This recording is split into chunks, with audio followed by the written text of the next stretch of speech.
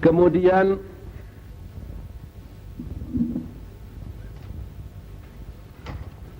ada peringatan dari Nabi,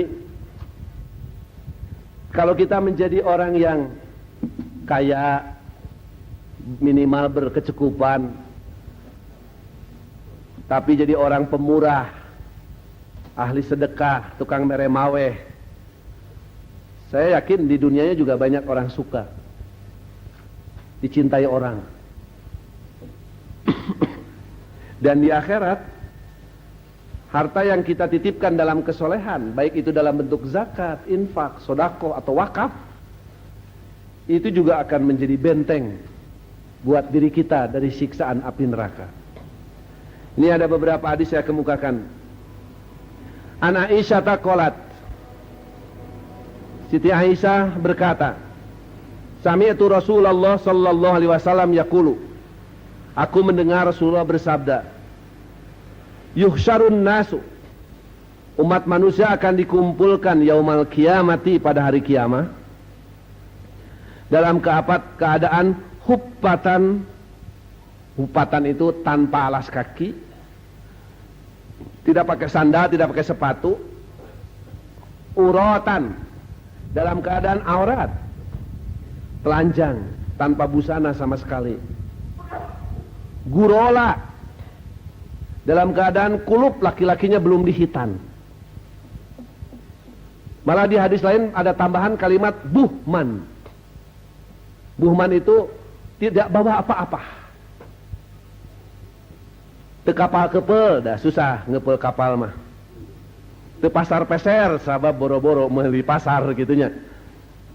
Te jangjang jingjing, sabab susah ngajingjing jangjang. Biasa itu dalam pengantin begitu ya.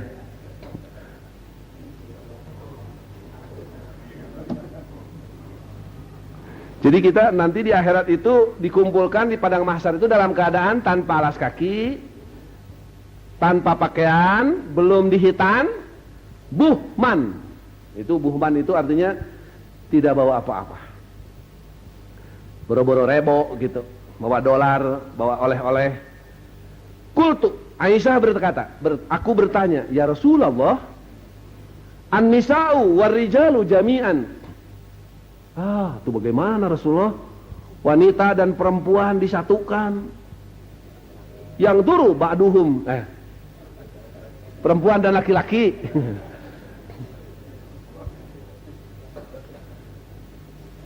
Jami'an, disatukan di satu tempat kan di padang mahsyar dalam keadaan aurat, tanpa pakaian. Aisyah mungkin membayangkannya di lapangan Tegalega gitu, dikumpulkan tanpa pakaian. Yang duru ba'duhum ila ba'd, nanti laki-laki melihat perempuan, perempuan ngintip laki-laki. Qala, Rasulullah menjawab, ya Aisyah tu, wahai Aisyah, al-amru di sini persoalan, asyaddu min an yandura ba'duhum ila ba'd. Sangat berat asyaddu di sini itu. Dari sekedar saling memandang. Ji mucuk bahasa Sunda mah, Aisyah, na poe kiamah boro-boro lalaki maka yang merhatikan awewe. Perempuan ingin melihat laki-laki. Kenapa? Karena ada persoalan yang berat gitu. Malah dalam hadis lain Nabi membaca ayat surat Abasa ini yang saya tulis di nomor 9. Fa idza ja'atis shakhah, dan apabila datang suara yang memekakkan, yaitu kiamah, yauma yapirul mar'u min akhi, pada hari kiamah itu yapirul mar'u, paro yapiru itu melarikan diri, kabur, al mar'u manusia min akhihi, dari saudaranya, wa ummihi wa abih, dari ibunya, dari bapaknya. Nanti mah suami istri lari mengambil jalan sendiri-sendiri. Ibu bapak dengan anak, begitu kiamat terjadi, lari tunggang langgang tanpa tahu arah. Malah aneh, nuti kidul ka kaler, nuti kaler ka kidul. Wa sahibatihi wa bani. Sohibah di sini istrinya, wa banihi dan anaknya. Nah, di ayat 37-nya, likulli mri'in, bagi masing-masing manusia, minhum, dari mereka, yauma idin, pada hari kiamah itu, sya'nu yughni. Sya'nun itu urusan, yughni yang sangat menyibukkan.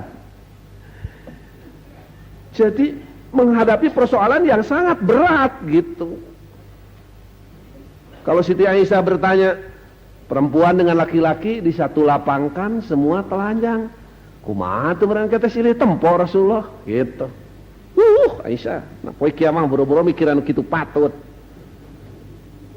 Kenapa? Likulli imri'in minhum yauma idzin sya'nu yughnih. Masing-masing manusia menghadapi suasana yang sangat berat.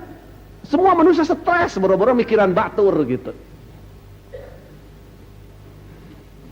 Ini suasana yang digambarkan dalam hadis, dalam Quran ketika kiamah terjadi.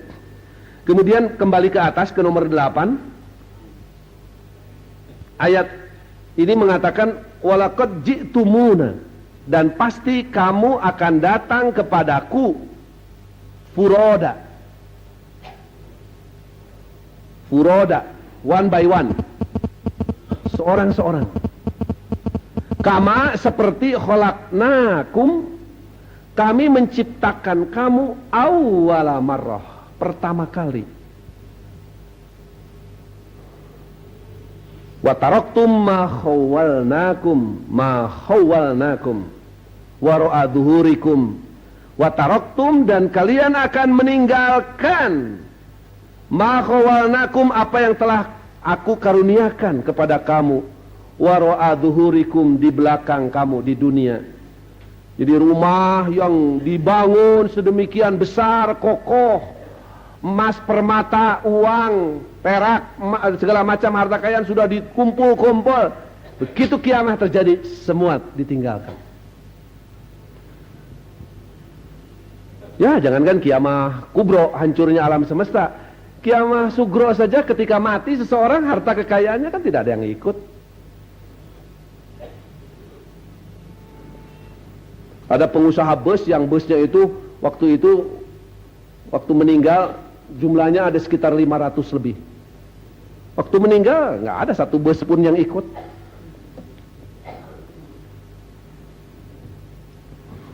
Semua jadi rebutan anak dan ahli warisnya. Wa taraktum ma khawwalnakum wara'a dhuhurikum. Nah, kalimat pertamanya menyatakan kalian pasti akan datang kepadaku furoda. One by one, seorang demi seorang. Kama khalaqnakum awwala marrah, seperti aku menciptakan kamu pertama kali. Nah, hadis di atas yang nomor 7 itu menjadi penjelas bayan dari ayat ini. Hubbatan, urotan, hurola, buhman memang. Kita kan lahir dari rahim ibu seorang-seorang. Beberapa hari yang lalu di Cianjur ada seorang ibu melahirkan bayi 4, sudah meninggal 1. Keluarnya satu saat. Tidak yang 4 bayi itu keluar berpegangan tangan. Kemana lewatnya, Pak? Ada yang lahir ke dunia sudah pakai baju? Tidak ada. Walaupun anak direktur Pamatek bulucun we lahir nama. Ada anak lahir, begitu lahir sudah pakai sepatu? Tidak ada. Walaupun lahir di Cibaduyut. Apalagi lahir pakai jin karena lahir di Cihamplas. Semua orang terlahir dalam keadaan tanpa alas kaki. Kita lahir tanpa pakaian. Kita lahir belum dihitan. Kita lahir tanpa bawa apa-apa. Nah, nanti menghadap kepada Allah juga seperti itu.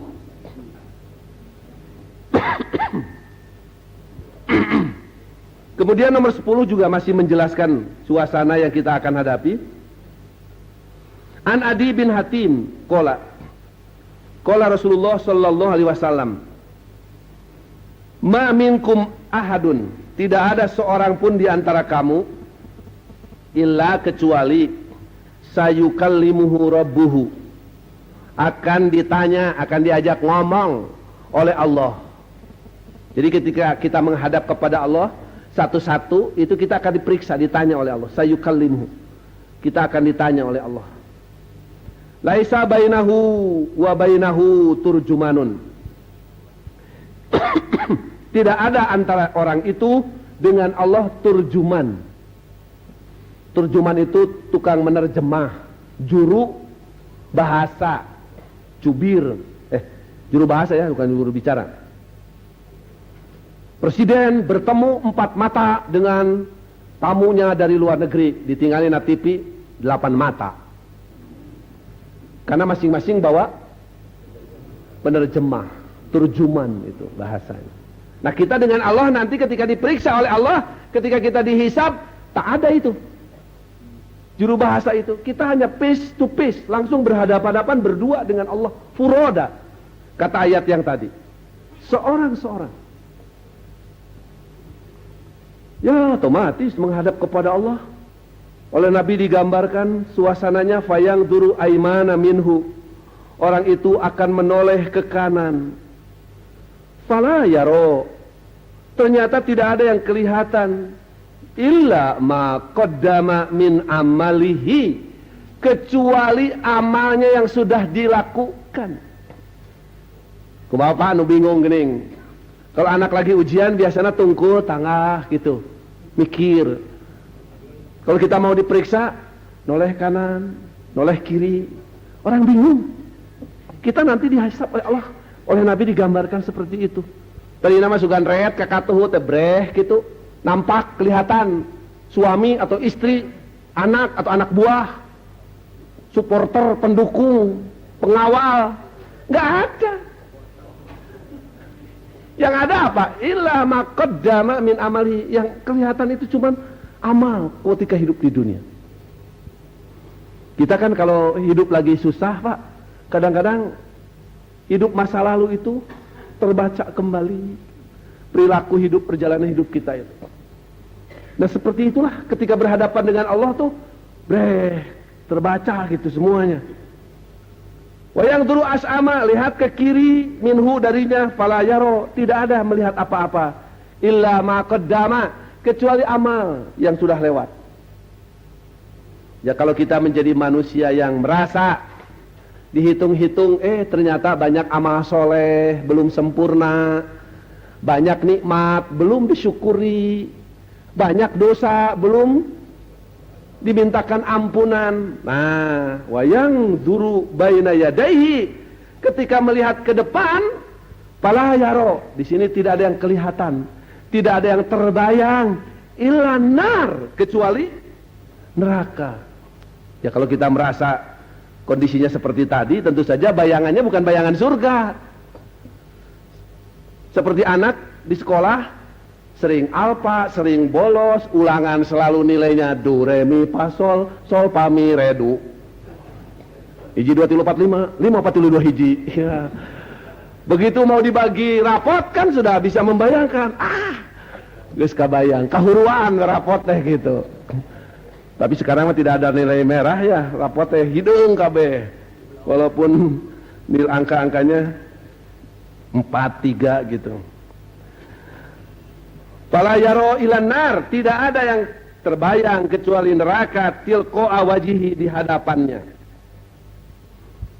Malah dalam hadis lain ketika Nabi menerangkan hadis ini, para sahabat waktu itu menangis. Nabi kemudian bersabda, "Fattakun nar." Jaga diri kalian dari api neraka itu dengan apa? Walau bisikin tamratin, walaupun hanya dengan sebiji kurma. Bukan dengan biji kurma, bukan, kade.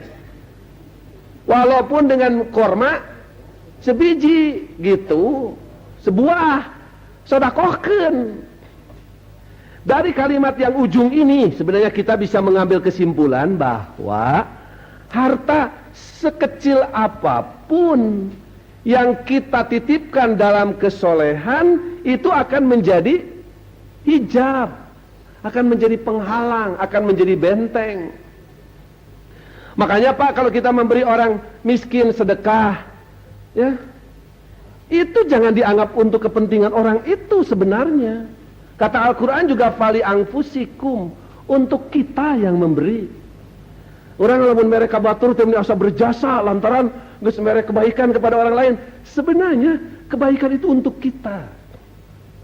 Kita akan mendapatkannya di akhirat nanti bukan hanya sekedar menjadi pahala, tapi menurut hadis ini bisa menjadi penghalang, bisa jadi benteng dari siksa api neraka.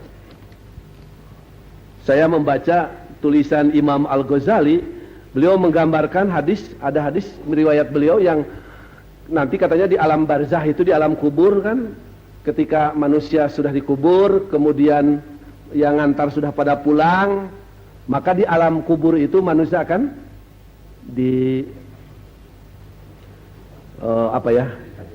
ditanya. Setelah selesai pemeriksaan, maka akan datang kepada orang itu, kalau orang soleh yang datang itu wujud seseorang yang sangat bersahabat, yang menemani orang itu tinggal di alam kubur dengan tenang. Tapi kalau dia orang jahat, orang durhaka, orang ahli maksiat, yang datang itu makhluk yang menakutkan gitu. Nu kabayang ku sim kuring mah ketika kurunyung teh aya batur, aduh kaset ngan menileus teh. Sepa aja ba, pias gitu, pucat, pasi, lemah lunglai. Ketika ditanya, "Man anta?" Siapa engkau? Maka makhluk itu akan menjawab, "Ana amalukas soleh." Ih, ieu teh amal soleh maneh teh ya. Geuning menileus gitu. Ada saeutik sia ieu, maneh mah ari barang bere teh, tah kitu ba nu kabayang teh. Ini asa puas teh mere 100 rupiah teh cepet teh, aduh.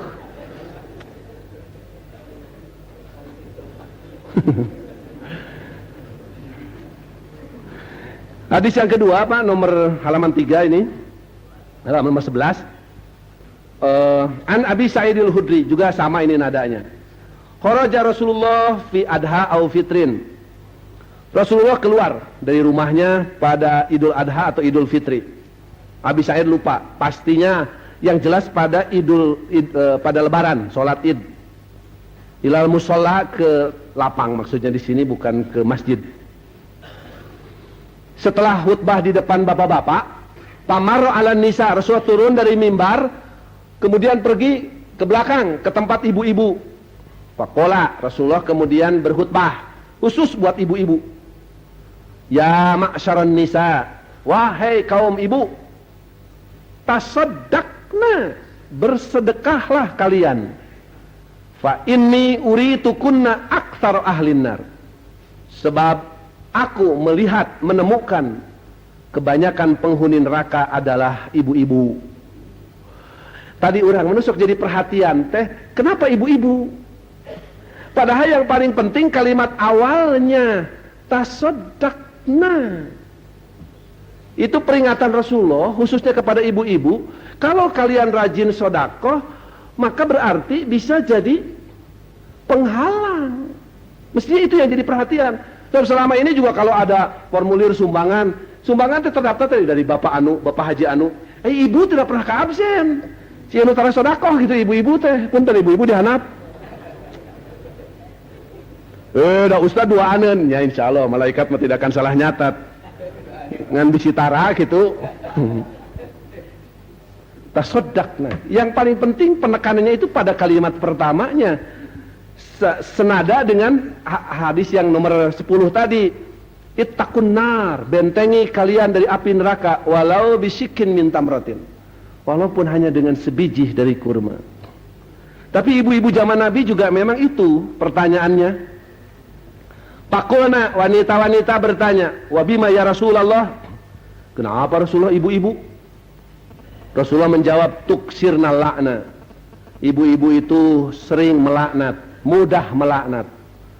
Sakit hati sedikit saja mengutuk orang. Hek syak waing didoakeun sing tong jamuga, sing rapet kana wajib, sing ditubruk cucunguk. Kata ibu-ibu, bala benar. Qala, kata Nabi, fadzalika min nuqsani diniha. Itulah kurang agamanya, itu yang dimaksud kurang agama itu. Jadi ada amal ibadah yang karena head memang ketentuan Allah juga itu. Tidak sholat. Kalau saum kan bisa dikodok. Tapi kalau sholat kan tidak ada kodok. Maka Nabi menganjurkan, imbangi, tutupi kekurangan itu dengan memperbanyak sodakoh. Karena sodakoh akan bisa menjadi benteng dari siksa api neraka. Kapan sodakoh yang baik? Di nomor 12 disebutkan, An Abi Hurairah taqala, ja'a rajulun ilan nabi. Datang seseorang kepada Nabi SAW faqala. Lalu bertanya, ya Rasulullah, ayyus shadaqati a'dhamu ajron? Sedekah yang bagaimanakah yang paling besar pahalanya? Qala, Nabi menjawab, anta shaddaqo, engkau bersedekah, wa anta sahihun syahihun. Sahihun itu sahih, sehat maksudnya. Syahihun qawiyun, sedang sehat, sedang kuat, sedang muda. Tahsyal faqra, sedang takut dengan fakir, sieun miskin. Wa ta'malul ghina, sedang bercita-cita ingin jadi orang super kaya, ingin jadi konglomerat. Jadi, nah, ketika sehat, kuat, takut miskin, bercita-cita ingin jadi orang kaya, saat itulah kata Rasulullah sedekah yang paling besar pahalanya, karena memang melawan godaannya juga berat. Wala tumhil, kata Nabi, jangan ditangguhkan. Hatta idza balagotil hulqum, hingga datangnya sakarat. Kulta, aige sakarat, kakarat ngomong wasiat. Li fulanin kada, wa li fulanin kada. Untuk si fulan segini, untuk si fulan segitu, untuk ke masjid itu segini, untuk ke madrasah itu segitu. Waqad kana li fulanin, padahal kata Rasulullah, harta itu sudah hampir jadi milik si fulan, artinya milik ahli waris. Di urang mah loba nu sedekah teh geus maraot. Kapan sudah inqata'a amaluhu, kalau sudah mati mah. Ini baru sakarat saja Nabi sudah mengingatkan begitu. Ada saya mah masih muda, jadi kesempatannya masih luas. Mungkin saja umurnya masih panjang, belum tentu. Lihat saja ke kuburan. Kuburan itu panjangnya beda-beda, ada yang panjang, ada yang sedang, ada yang pendek. Itu menunjukkan bahwa umur manusia itu beda-beda. Tidak semua orang sampai tua. Wah, kalau kita berpikir, merenungkan ayat dan hadis-hadis Nabi tadi, sebenarnya lamun di pengajian mah semangat, balik ka imah, rek sedekah, rek infak. Datang ka imah, poho deui gitu teh. Duka kunaon teh? Sigana di masjid mah setan teh rada malinggir heula kitu tah. Geus ka imah mah aduh.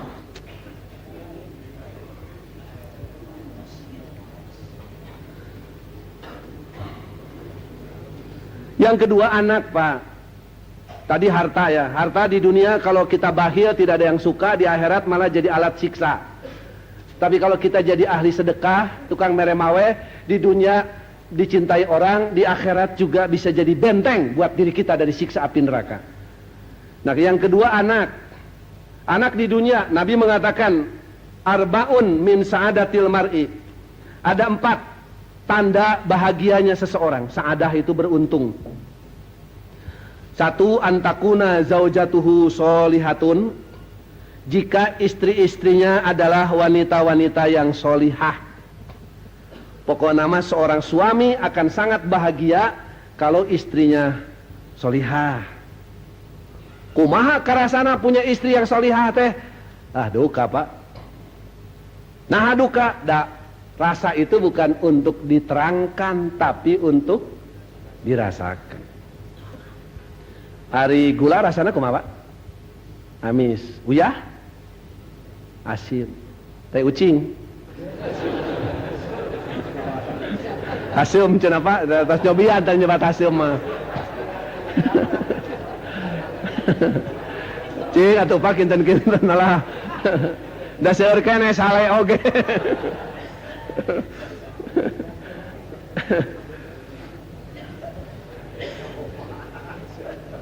Gula rasanya manis.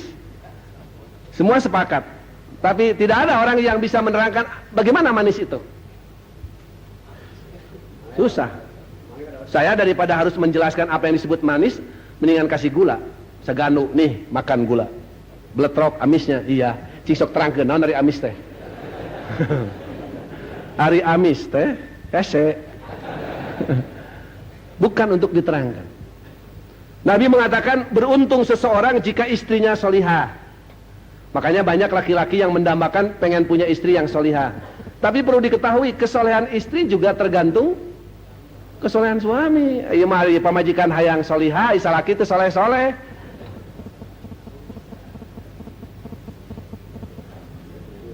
Cing atuh nyai sing rajin sodako, akang ge kopet. Nah, apalin modal.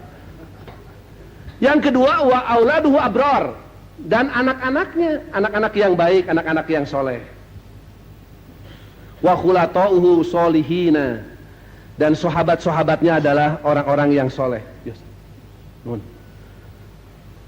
Jadi kelihatan kalau kita punya banyak teman orang soleh itu oleh Nabi dinilai orang yang beruntung.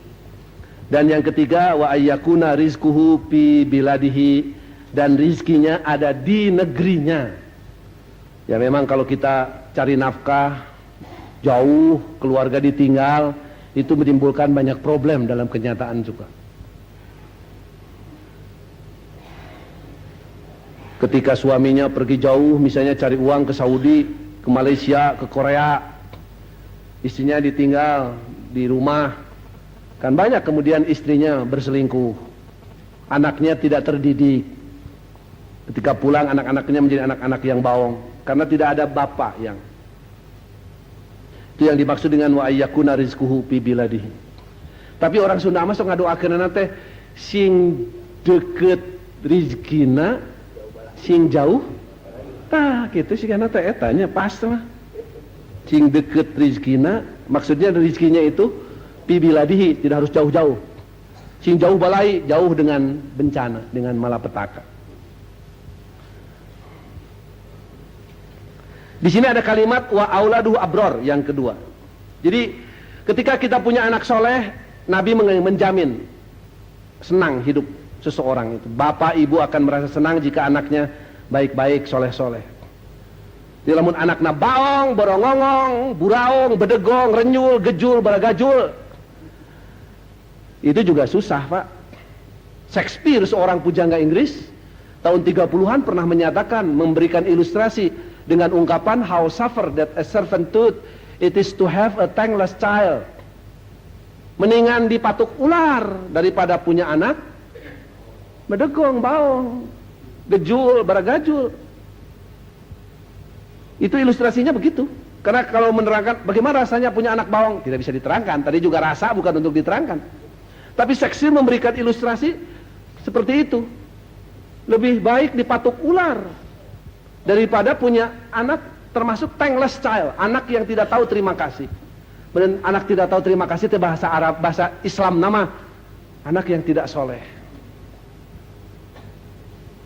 Dipatuk ular itu betapapun sakitnya masih ada obatnya, banyak, baik obat tradisional maupun obat kimia. Tapi punya anak tidak soleh, obatnya apa? Bisa dengan beras kencur? Tidak bisa. Dibawa ke dokter, dok, pangobarankeun pun anak kunaon baong. Oh, cek dokter teh lain bidang saya atuh.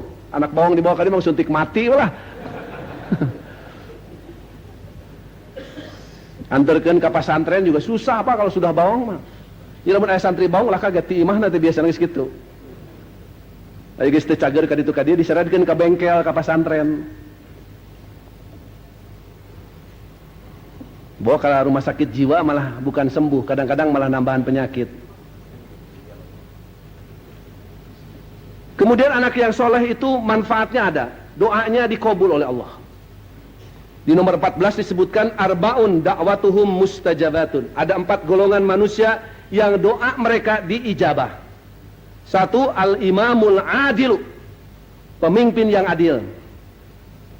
Yang kedua, warajulu, seseorang yad'u li akhihi, mendoakan saudaranya bidhahril ghaib, di belakangnya, maksudnya tidak diketahui oleh yang didoakan. Jadi orang apa biasanya kalau mendoakan orang itu di depannya, jong didoakan sing salamet, sing bersukses, sing berhasil. sudah pergi lupa. Orang mau berangkat haji, semua bersalaman, mendoakan mudah-mudahan mabrur, mudah-mudahan selamat. Setelah pergi lupa. Padahal kalau menurut hadis ini, justru doa yang besar harapan itu mendoakan bukan di hadapan, tapi di belakang. Dan kita juga bisa paham, Pak, kalau kita mendoakan seseorang, orang itu tidak tahu bahwa oleh kita didoakan, itu menunjukkan bahwa kita punya hubungan batiniah yang kuat dengan orang itu. Tanpa diminta, tanpa sepengetahuan orang itu, kita mendoakan dia. Maka doa itulah yang besar harapan diijabah. Malah Pak, kadang-kadang doa dari harapan mah aya pamrih. Model doa di parapatan geuning, begitu lampu traffic light nyala merah, mobil pada berhenti, anu nampan kana jendela, ramangan. Acan dibere geus ngadoa. Komo diberi rada gede mah doana teh panjang deui teh teh.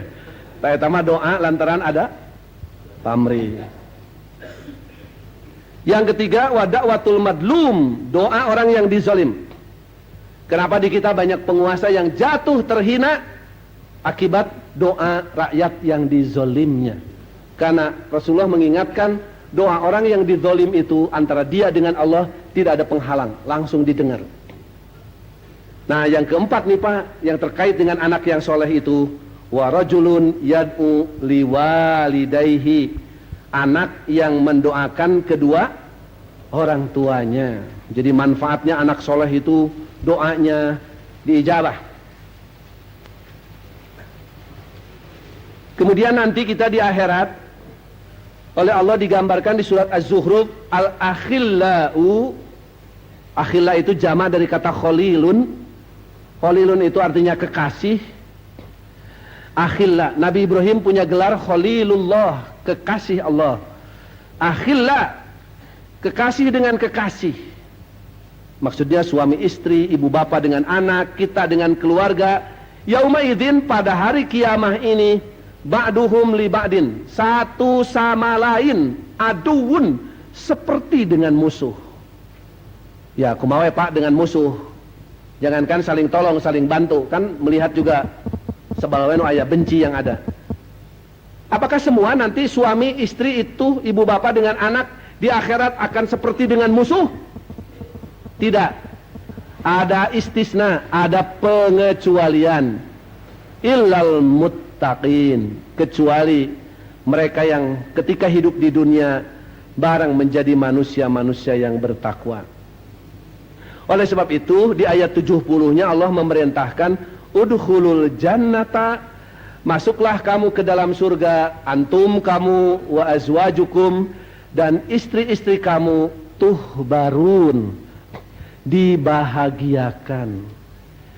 Kita tahu kan masuk surga itu pelaksanaannya bukan sekarang, tapi nanti di akhirat. Kenapa Allah menyuruh sejak sekarang?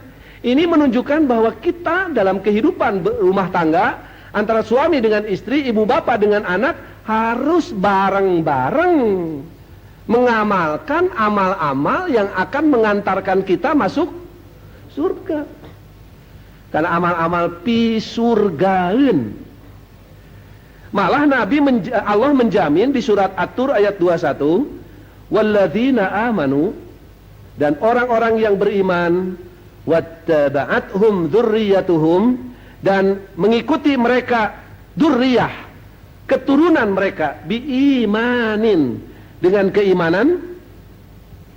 Orang tuanya beriman, beramal soleh, lalu anak dan keturunannya juga beriman, beramal soleh. Alhaqna bihim dzurriyyatahum, aku akan pertemukan, aku akan kumpulkan dengan mereka anak dan keturunannya. Jadi Pak, kalau kita di dunia di rumah tangga bareng dengan keluarga menjadi manusia-manusia yang soleh, maka di akhirat juga oleh Allah akan dikumpulkan. Tapi kalau di dunianya sudah berpisah jalan, ada suaminya ahli salat, istrinya ahli maksiat.